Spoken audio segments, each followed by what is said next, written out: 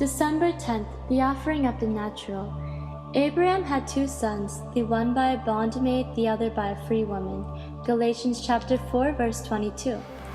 Paul is not dealing with sin in this chapter of Galatians, but with the relation of the natural to the spiritual.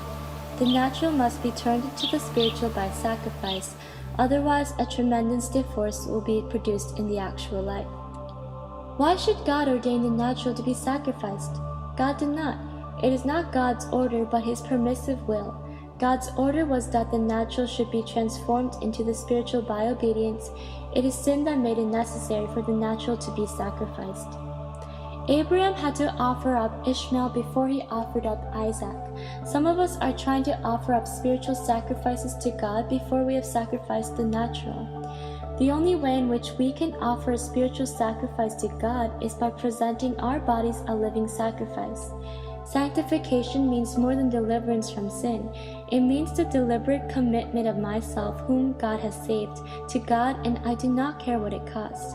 If we do not sacrifice the natural to the spiritual, the natural life will mock at the life of the Son of God in us and produce a continual wither.